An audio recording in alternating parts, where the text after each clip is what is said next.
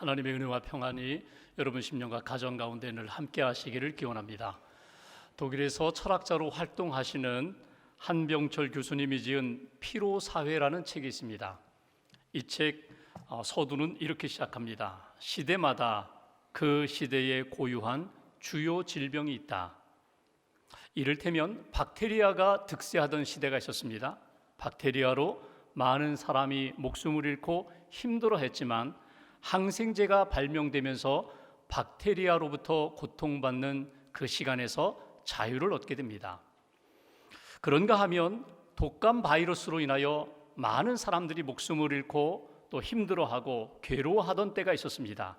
그런데 면역학적 기술에 힘입어서 독감 바이러스도 극복하게 되었습니다. 그렇다면 21세기 이 현대 사회에 우리를 가장 힘들게 하는 것, 괴롭히는 것들이 무엇이 있을까?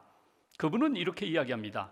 신경증적 증상들, 신경증적 그런 현상들, 가장 대표적으로 신경성 질환들이 우리를 힘들게 한다는 것입니다. 우울증입니다. 가장 대표적인 것 우울증. 그래서 나는 아무것도 아닌 것처럼, 아무것도 할 수 없는 것처럼 그렇게 무기력증에 빠지게 되고 홀로 고립되고 동굴로 들어가고 그러면서 힘든 시간을 보내는 그 모습이 현대인들의 모습이라는 것입니다. 그분은 그 책에서 이런 이야기를 합니다. 현대인들이 바깥의 문제는 어느 정도 해결되고 극복되었는데 내 안에 있는 내면의 문제가 해결되지 않는다. 아니, 더 강하게 부각되고 있다는 것입니다. 외면적인 바깥의 문제가 무엇입니까? 먹고 사는 문제, 경제적인 문제입니다.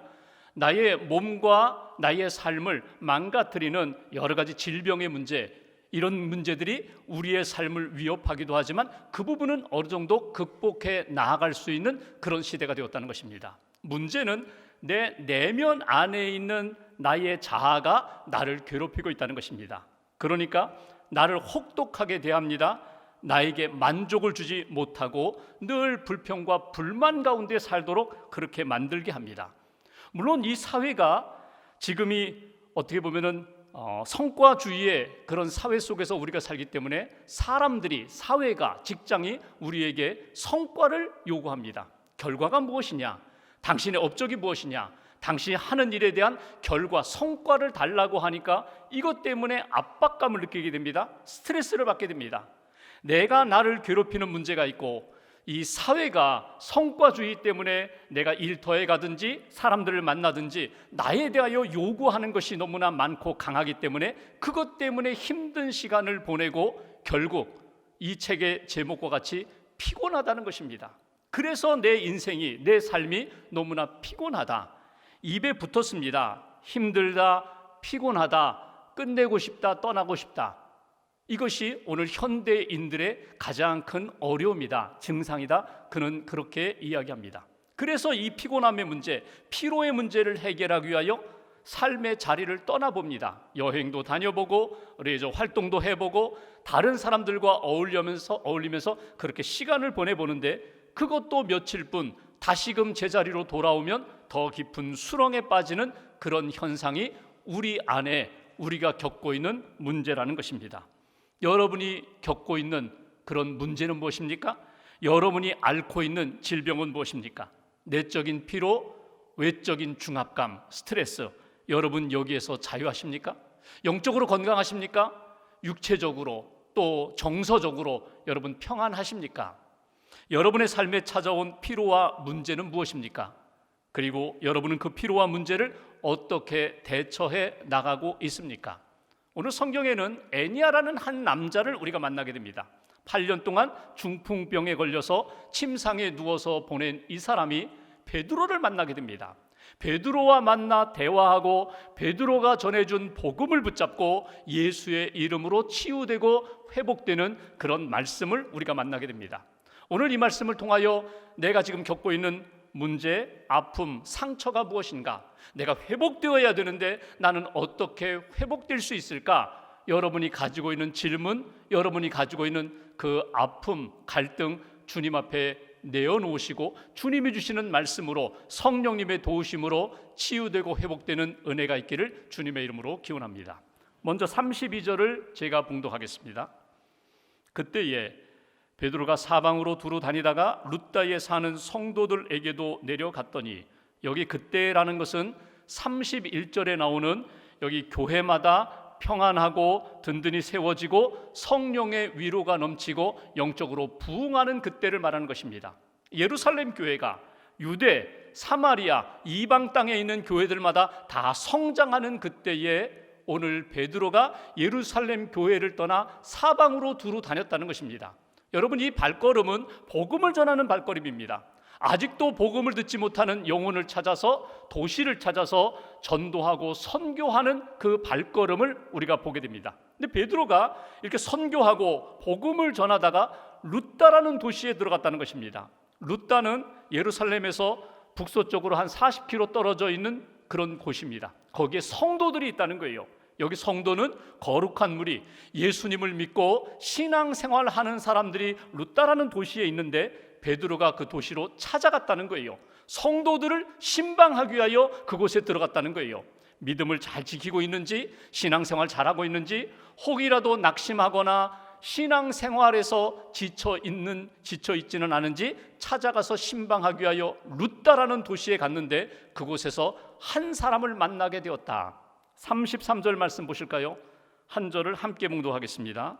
거기서 애니아라 하는 사람을 만나매 그는 중풍병으로 침상 위에 누운 지 8해라.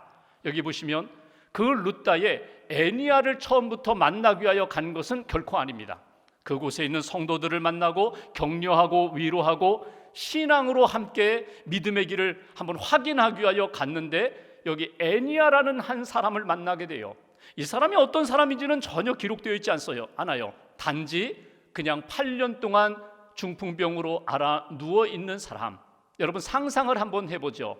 며칠만 우리가 병상에 있어도 살림이 안 되는데, 일이 손에 잡히지 않는데, 그리고 사람들과의 관계도 여러 가지 어려움을 겪는데 8년 동안 누워 있었다는 것입니다. 아주 연약해진 사람이에요. 자기 힘으로 할 수 있는 것이 거의 없는 상태에 있는 사람이에요. 그런데 이 연약한 사람을 누가 찾아왔다고요? 누가 만났다고요? 하나님이 보내셔서 베드로가 애니아와 만나서 하나님이 기뻐하시는 일로 회복되었다는 것, 이것이 본문이 주는 메시지예요. 여기서 우리가 얻을 수 있는 첫 번째 메시지가 있습니다. 우리가 인생을 살아가면서 우리가 많은 복과 은혜를 사모하고 기대하는데 하나님이 오늘 본문 가운데 보여주신 것처럼 하나님이 만나게 하시는 사건이 있다는 거예요. 만남의 복이 있다는 거예요. 그리고 그 복된 만남을 이어가는 것, 이것이 오늘 하나님이 우리에게 주신 놀라운 은총이다, 복이다, 우리에게 그렇게 가르쳐 주고 있습니다. 오늘 베드로와 애니아가 만났어요. 만나서 서로 주고받고 격려하고 믿음으로 주님 바라보고 회복되는 이 만남, 이 시간, 여러분 우리도 사모하고 우리도 누리고 싶어요. 여러분, 어느 장소, 어떤 사람, 어떤 시간 이렇게 구별된 이 사람이 복된 사람이야, 이 시간이 복된 시간이야, 이 장소가 복된 장소야, 물론 있어요. 복된 사람도 있고 복된 시간도 있고 복된 장소도 있어요. 그곳에 가야 돼요. 꼭 그 사람을 만나야 돼요. 그 시간에 들어가야 우리가 하나님의 은혜와 복을 받는 그런 은총의 사건이 있거든요. 근데 오늘 그 제한된 복된 시간과 장소, 사람만이 아니라 우리가 만나는 모든 사람들, 하나님 앞에서 복된 만남이 되려면, 그 만남에서 주시는 하나님의 은혜를 받으려면 여러분, 우리의 마음과 시선이 달라져야 합니다. 우리가 생각할 때 좋은 만남이 있고 나쁜 만남이 있고 복된 만남이 있고 화가 되는 만남이 따로 있는 것이 아니라 우리가 살아가는 동안 하나님 앞에 기도하고 믿음을 지키고 걸어가는 가운데 내게 주시는 사람들, 만나게 하시는 사람들, 그들을 대하는 눈과 마음이 달라져야 한다는 거예요. 하나님의 뜻이 있겠구나. 오늘 베드로가 룻다에 들어갔는데 처음에 의도하지 않았던 애니아를 만났어요. 8년 동안 누워있는 연약한 사람을 만나 하나님의 마음과 하나님의 눈으로 바라보았던 것처럼 우리가 만나는 사람들에게 어떤 마음? 주님의 마음으로, 어떤 눈? 주님의 시선으로 바라보면서 이 만남을 통하여 이루시고자 하는 하나님의 뜻이 무엇인지를 붙잡는 인생이 될 때에 하나님이 기뻐하시는 생명과 회복과 치유의 역사가 나타난다는 거예요. 오늘 여러분, 베드로가 오늘 중풍병자를 만났어요. 그 중풍병자를 만나자마자 무엇을 생각했을까요? 예수님이 중풍병자를 만나셨을 때 어떻게 대하셨는가? 그 기억이 떠올랐을 거예요. 마가복음 2장에 보면은 한 중풍병자가 4명의 친구들, 4명의 사람들이 들것에 이렇게 담아서 그 친구를, 중풍병자를 이렇게 예수님께 인도해 오는 사건이 나타나요. 사람들이 많으니까 지붕으로 올라갑니다. 지붕을 뜯습니다. 구멍을 내고 중풍병자를 달아내렸어요. 그때 예수님이 이 중풍병자를 보시자마자 무슨 이야기 하셨는지 아세요? 내 죄사함을 받았느니라, 이 말씀하세요. 내 믿음이, 작은 믿음이 내 죄사함을 받았느니라. 아니, 지금 이 병자는 육신적인 치유를 기대하고 왔는데 예수님은 그를 어떻게 보셨다고요? 육신적인 연약함만이 아니라 그 영혼에 있는 연약함, 죄까지 보시고 육신의 질병만이 아니라 영혼의 질병, 죄의 문제까지도 예수님이 해결해 주시는 것을 우리가 볼 수 있습니다. 오늘 베드로가 그 생각했는지 몰라요. 내가 여기 애니야를 만나는데 이 애니야가 그냥 당장 고침받는 것만이 아니라 하나님의 은혜 가운데 온전히 회복되기를 원한다. 이 주님의 마음, 주님의 눈을 갖는 것, 이 베드로의 마음, 베드로의 시선을 여러분 우리가 잘 간직하시면 좋겠어요. 나도 주님의 마음으로 보게 해주세요. 나도 주님의 눈으로 보고 주님의 마음을 품고 사랑하며 긍휼히 여기며 하나님이 기뻐하시는, 나를 통하여 이루시고자 하는 하나님의 뜻이 이루어지기를 원합니다. 여러분, 우리가 만날 때 여러분 필연적인 만남이 있어요. 내가 선택한 것 아니에요. 주어진 만남이 있어요. 주어진 관계, 주어진 만남. 부모님, 내가 선택한 것 아닙니다. 태어나 보니까 이분이 아빠, 엄마가 되었어요. 형제들, 살다 보니까 형도 있고 아우도 생겨요. 이건 내가 선택한 만남이 아니라 주어진 만남이에요. 필연적인 만남이에요. 그런가 하면 우연적인 만남, 우연과 같은 만남이 있어요. 여행하다가 만났어요. 운동하다 만났어요. 어떤 사고, 사건과 연루되어서 만나는 만남이 있어요.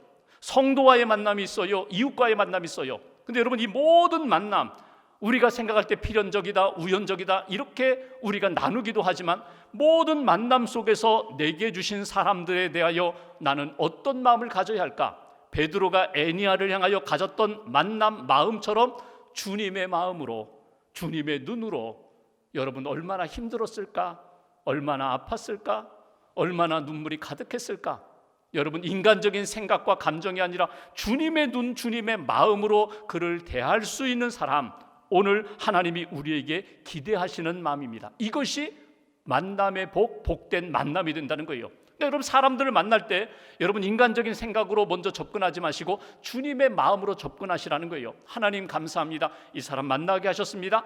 당신을 만나니 기쁩니다. 당신을 만나니 행복합니다. 당신을 만나니 내 마음 가운데 감사가 생깁니다. 여러분, 이것이 복된 만남이에요.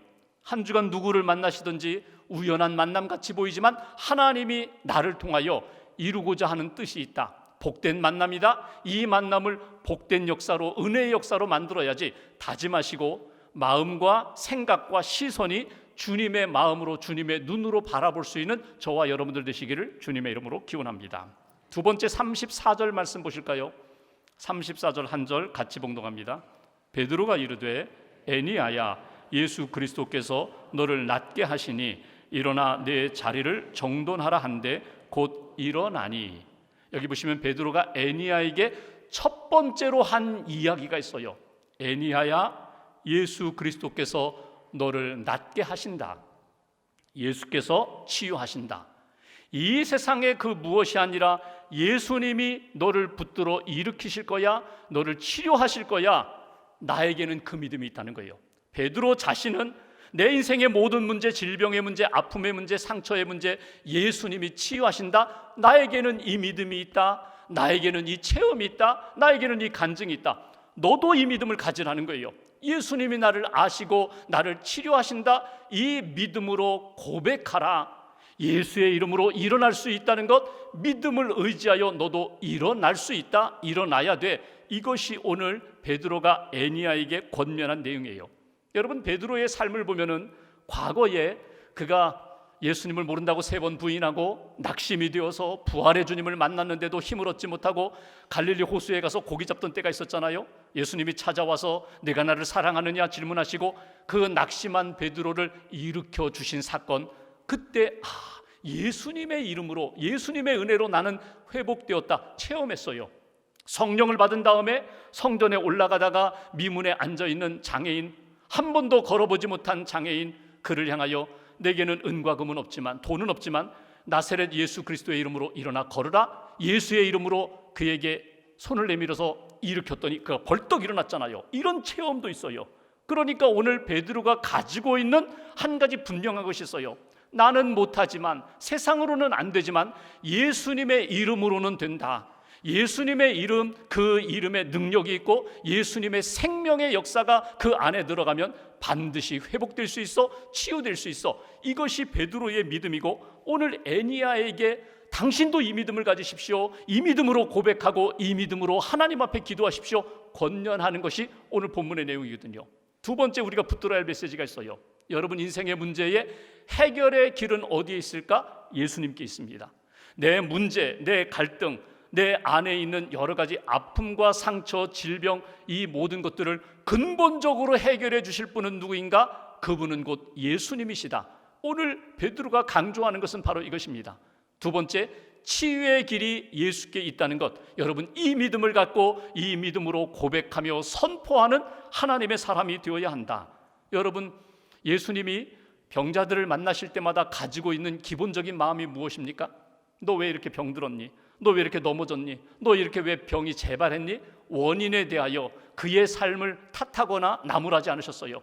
언제 어디서나 예수님은 모든 병자들을 사랑으로 품으셨어요. 사랑으로 바라보셨어요. 오늘 예수님의 그 마음과 눈, 그리고 어떻게 해서든지 그의 질병, 육신적인 회복만이 아니라 영혼이 회복되기를 원하시고 기도하시고 만져주셨던 것처럼, 베드로가 오늘 그 마음을 가지고 애니야를 대했던 것처럼 우리도 그 마음이 필요해요.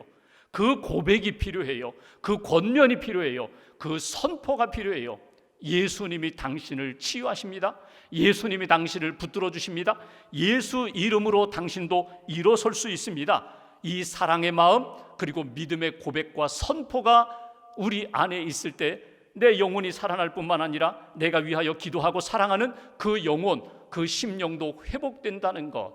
그래서 여러분 누구를 만나든지 이 믿음의 언어, 생명의 언어 잃어버리지 않도록 여러분 항상 붙잡고 사시라는 거예요. 믿음은 있어요. 분명히 믿음은 있어요. 그런데 말은 다르게 할 때가 많아요. 믿음은 분명히 있는데 믿음 없이 말하고 믿음 없는 자처럼 그렇게 이렇게 흘려보낼 때가 있어요. 믿음과 반대 불신의 말을 한다든지 의심의 말을 한다든지 세상적인 말을 한다든지, 그래서 그 믿음이 능력으로 나타나지 못하는 때가 있는데 믿음대로 고백하고 믿음대로 선포하고 믿음대로 하나님 앞에 기도하면서 하나님이 인도하시는 걸음을 걸어가는 그런 인생, 그것이 오늘 하나님의 치유, 하나님의 능력을 경험하는 인생이라고. 이스라엘 백성들이 애굽에서 나왔어요. 가나안 땅에 들어가기 전에 광야 40년 생활을 하게 되는데 이스라엘 백성이 12명의 정탐꾼을 가나안 땅에 보냈습니다. 그리고 40일 정탐한 다음에 돌아왔어요. 12명 가운데 10명이 이런 보고를 합니다. 우리가 가나안 땅에 가보니 우리는 못 들어갑니다. 가면 죽습니다. 그 땅에 있는 사람들은 다 장대합니다. 다 키가 큰 사람들입니다. 우리는 그들에 비하면 메뚜기 같은 존재입니다. 가면 죽습니다. 못 갑니다. 안 됩니다. 안 갑니다. 근데 두 사람, 여호수아와 갈렙만은 이렇게 이야기합니다. 우리가 그 땅에 가보니 하나님이 함께 하시기 때문에 능히 그 땅을 점령할 수 있습니다. 아니, 그 땅, 약속의 땅 들어갈 수 있습니다. 우리가 그들의 밥이 아니라 그들이 우리의 밥입니다. 하나님을 바라보고 약속의 말씀을 붙잡고 믿음으로 선포했더니 그 여호수아 갈렙, 여러분 나중에 역사를 보시면 결국 안 됩니다, 못 갑니다, 원망하고 불신앙적으로 말했던 사람 그 1세대는요 가나안 땅에 들어가지 못했어요. 오직 여호수아와 갈렙 두 사람만 믿음으로 고백하고 선포하고 하나님이 함께 하시면 갈 수 있습니다. 그 사람들만 결국 가나안 땅에 들어갔거든요. 오늘 우리가 내 믿음이 바로 세워지는 것뿐만 아니라 영혼을 살리고 하나님의 뜻을 이루는 일에 여러분 내 마음의 믿음의 고백뿐만 아니라 여러분 선포가 달라지셔야 돼요. 고백과 권면이 달라지셔야 돼요. 예수님 믿으면 구원받습니다. 예수님 믿으면 회복됩니다.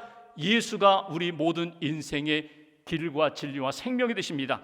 이 고백으로 선포하고 나아가는 인생. 오늘 베드로의 이야기를 보십시오. 내가 당신을 고쳐주겠습니다. 그런 말 하지 않아요. 내가 고치는 것이 아니라 예수님이 고치신다고. 예수께서 당신을 아마 낫게 하실지도 몰라요. 그렇게 의심하면서도 던지지 않아요. 분명하게 예수께서 당신을 치유하십니다. 분명한 믿음의 선포, 믿음의 권면을 통하여 그 영혼이 이렇게 믿음으로 회복되는 역사, 오늘 우리 가정 안에 사람들과의 만남 속에서 그런 역사가 이어져 가기를 주님의 이름으로 기원합니다. 누구를 만나든지 이 만남이 복된 만남이 되려면 여러분 믿음으로 생각할 뿐만 아니라 믿음으로 권면하고 믿음으로 고백하고 선포하는 베드로의 신앙, 예수님 붙잡는 그런 믿음으로, 그 신앙으로 하나님 앞에서 살아가시기를 주님의 이름으로 기원합니다. 마지막 한 가지 보실까요? 34절 후반부를 보십시오. 제가 봉독하겠습니다. 일어나 내 자리를 정돈하라 한데 곧 일어났다. 내 자리를 정돈하라. 일어나라. 그래. 믿음을 가지고 일어나라. 지금 중풍병으로 알아 누웠는데 8년 동안 일어나 보지 못했는데 예수님 믿고 예수님 의지하여 일어나라. 그런데 베드로가 그 다음에 이런 이야기를 합니다.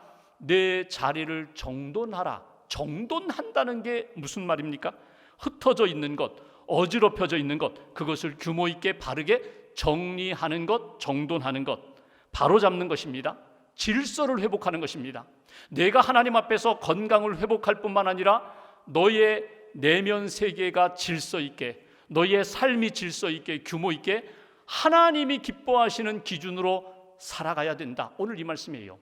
그러니까 회복되는 것뿐만 아니라 예수님의 말씀대로 뜻대로 내 인생이 새롭게 펼쳐지기를 원한다. 그 믿음을 가지고 삶을 정돈하라, 영적 질서를 회복하라. 이것이 베드로가 오늘 애니아에게 준 권면이에요. 세 번째 우리에게 주시는 메시지가 있어요. 구원받았어요? 은혜 받았어요? 치유받았어요? 그렇다면 구원받은 자답게, 회복된 자답게 하나님이 기뻐하시는 삶의 모습이 나타나야 된다. 이것이 정돈된 삶으로 살아야 합니다. 하나님의 뜻과 말씀 가운데 살아야 합니다. 영적인 질서, 하나님을 우선순위로 삼고 말씀의 뜻, 그 우선순위로 삼고 하나님 기뻐하시는 삶을 살아야 된다. 이것이 오늘 베드로가 애니아에게 권면한 내용이에요. 예수님을 만났던 많은 사람들 가운데 삭개오를 한번 보십시오. 그는 세리장이에요, 부자예요. 근데 사람들로부터 늘 모욕과 조롱받으며 손가락질 받으며 살았어요. 예수님이 여리고에 오셨다. 삭개오가 나아가서 예수님을 만납니다. 예수님을 영접합니다. 그리고 삭개오가 이런 이야기를 하죠. 이제 내 소유의 절반을 잘라서 가난한 자들에게 주고 남을 속여 빼앗은 것 4배로 갚아 주겠습니다. 자기 인생의 우선순위와 질서와 기준이 달라졌다는 거예요. 하나님을 기쁘시게 하는 인생, 그리고 많은 이웃들, 사람들에게 베푸는 인생, 나누는 인생으로 살겠습니다. 이게 변화된 삭개오의 모습이거든요. 우리의 신앙생활이 하나님의 은혜를 받고 체험했다면 그 능력, 하나님이 내 인생의 모든 것 주관하신다는 믿음이 있다면 하나님이 기뻐하시는 질서로 바뀌어야 된다는 거예요. 하나님이 기뻐하시는 삶의 모습으로 변화되어야 한다. 정돈되어야 한다. 구체적으로 이야기해 볼까요? 신앙생활하면서 내 삶을, 내 신앙을 정돈한다는 게 뭡니까? 내가 아직도 죄가 있어요. 죄를 고백했는데 용서받았는데 또 내 안에 또 죄가 가득해요. 십자가의 보혈로 내 심령을 정돈해야 돼요. 깨끗하게 죄의 문제를 해결하고 용서함 받아야 합니다. 내 안에 욕심이 있어요. 유혹이 있어요. 그리고 그 욕망의 덫에 빠져서 허우적거리고, 그리고 삶의 질서도 잃어버리고 절제함도 잃어버리고 그렇게 살아갈 때 내게 주신 말씀을 가지고 정리해야 돼요. 정돈해야 돼요. 버릴 것 버리고, 끊을 것 끊고, 붙잡을 것 붙잡으면서 말씀으로 내 삶을 정돈해야 돼요. 내 감정이 증오와 미움과 그리고 내 마음의 상처로 가득해요. 성령님이 주시는 은혜 가운데 여러분 상처도 치유받고 사랑의 영성으로 정돈하셔야 돼요. 내 삶의 목표가 없어요. 목적이 없어요. 그러면 신앙생활하면서 십자가 바라보고 주님 바라보면서 나를 부르시는 곳으로, 나에게 보내시는 곳으로 하나님이 인도하시는 그 삶의 분명한 목적을 가지고 그 길을 걸어가야 하나님이 기뻐하시는 영적인 믿음의 삶, 정돈된 질서의 삶이 우리 삶 가운데 이루어지게 된다. 여러분 성경에 보면 많은 믿음의 사람들이 있습니다. 은혜도 받고 기적도 경험하고 새로운 삶을 살았던 많은 사람들이 있어요. 그 가운데 구약에 보면은 히스기야라는 사람이 있습니다. 39살 왕인데 그가 중병에 걸렸어요. 이사야 선지자가 오더니 이야기합니다. 당신 죽을 때가 되었습니다. 하나님 앞에서 인생 잘 마무리하라고. 히스기야가 하나님 앞에 매달려 기도합니다. 살려주십시오. 치유해 주십시오. 하나님 앞에 간절히 기도하여 그의 생명이 15년 연장됐어요. 그 질병에서 치유함을 받았어요. 근데 여러분 보십시오. 구약을 읽어보시면 그가 죽을 병에서 고침을 받았는데 고침받은 다음에 그가 아름답게 변했는가? 영적 질서를 바로 세웠는가? 안타깝게도 그러지 못했어요. 오히려 하나님의 은혜 다 잊어버리고 하나님이 자기 주신 사명 바로 세워가지 못하고 그는 인간적인 자랑에 늘 빠졌었어요. 교만에 빠졌어요. 바벨론 사신이 와서 이렇게 구경하자고 하니까 성전에 있는 것, 왕궁에 있는 것, 좋은 것들 다 보여주면서 자랑했어요. 마지막에 어떻게 됩니까? 결국 그거 다 빼앗기게 되잖아요. 15년 연장되는 동안 므낫세라는 아들을 얻었어요. 그 아들이 자기를 이어서 왕위에 오르게 됩니다. 55년 동안 유대 나라 왕으로 있으면서 예전에 이스라엘 백성들에게는 경험해 보지 못한 어둠의 역사가 나타났어요. 우상을 숭배하고 악행을 행하고 그리고 하나님이 주신 믿음을 바르게 계승하지 못하고. 그러면 우리 생각에 어떤 마음이 들까요? 차라리 그때 히스기야가 병들어서 하나님의 부름을 받았더라면 더 좋았을 것을. 연장은 되었는데 하나님의 치유함을 받았는데 15년 동안 더 어두운 역사로 만들었다는 거예요. 하나님이 우리에게 기대하시는 것이 무엇일까? 말씀도 받고 은혜도 받고 치유의 능력도 경험했다면 하나님 앞에서 우리는 어떻게 살아가야 될까? 마지막 35절 말씀 보십시오. 룻다와 사론에 사는 사람들이 다 그를 보고 에니야를 보고 주께로 돌아오니라. 에니야가 변화되고 회복된 것을 보고 그의 삶이 달라진 것을 보고 모두가 다 주께로 돌아오니라. 은혜의 자리로, 믿음의 자리로, 구원의 자리로, 예수님 만나는 자리로 돌아오게 되었다. 이것이 하나님의 은혜 받고 구원받은 사람들이 걸어가야 할 삶의 모습입니다. 말씀을 마무리하면서 이번 주간에 우리가 많은 분들을 만날 것입니다. 가족도 만나고 친지도 만나고 또 선교지에서 영혼들을 만나게 될 것입니다. 이 만남이 복된 만남이 될 수 있도록 주님의 마음을 품고 주님의 눈으로 바라보아야 합니다.